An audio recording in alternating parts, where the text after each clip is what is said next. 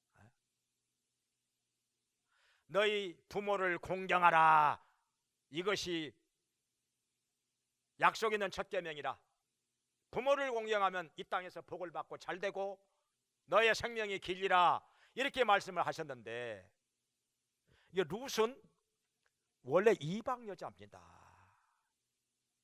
하나님 모르는 사람이에요. 그런데 모압 땅에 와서 살고 있는 이 나오미의 아들과 결혼을 하게 됩니다. 그런데 아들이 얼마 있다가 죽어버립니다. 자식도 없이 죽어버려요.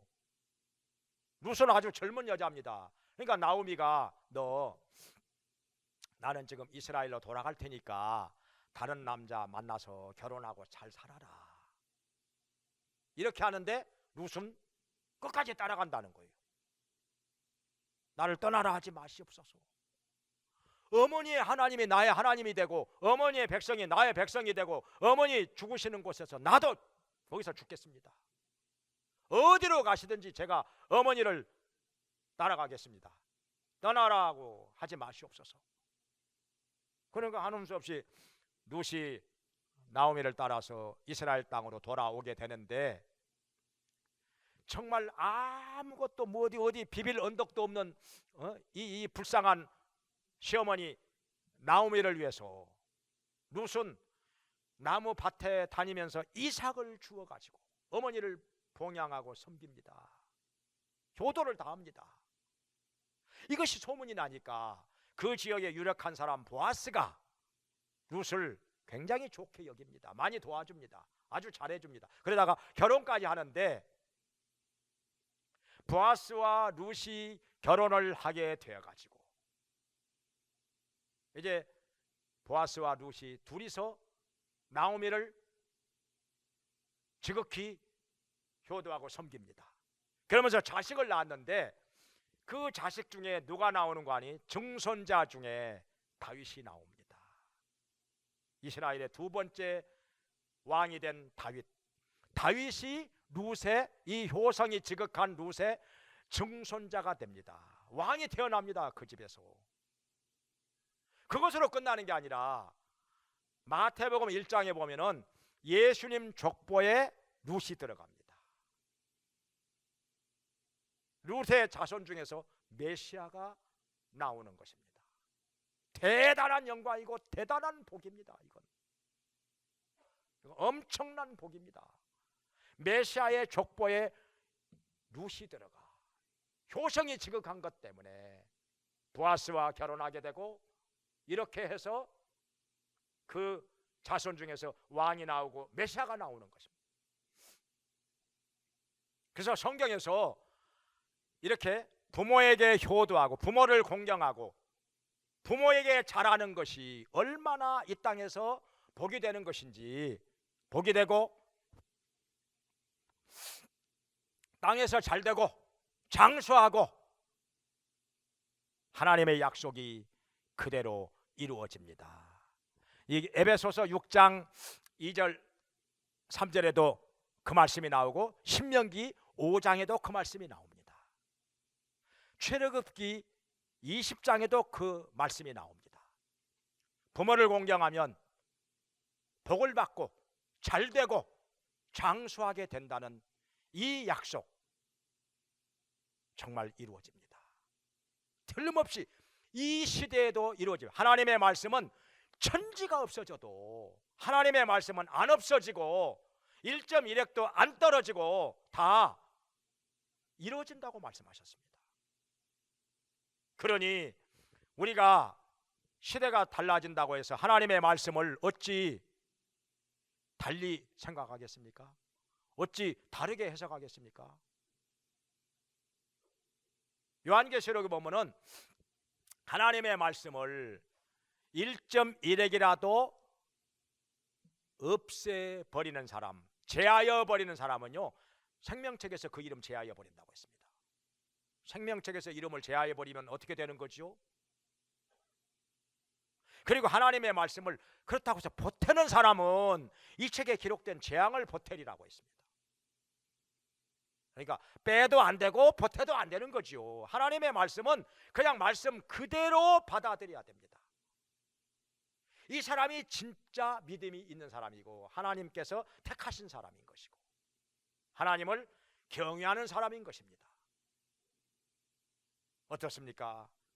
이 시대를 살아가면서 우리는 성경에서 말씀하셨던 여기 효는 가르쳐야 됩니다. 안 가르치면요 저절로 알아서 한다? 그렇게 되질 않습니다. 그렇게 못합니다. 가르쳐야 된다는 거죠. 하나씩 하나씩 구체적으로 효를 행하도록 가르쳐야 된다는 거죠. 은혜에 보답하도록. 이것이 하나님 앞에 받으실 만한 것이라. 그래서 하나님 말씀대로 성경대로 살면서 이 땅에서 하나님께서 주시는 복을 받으며 잘되고 장수하게 되기를, 그래서 우리 하나님께 영광을 돌리게 되기를 주님의 이름으로 축원합니다. 기도하겠습니다.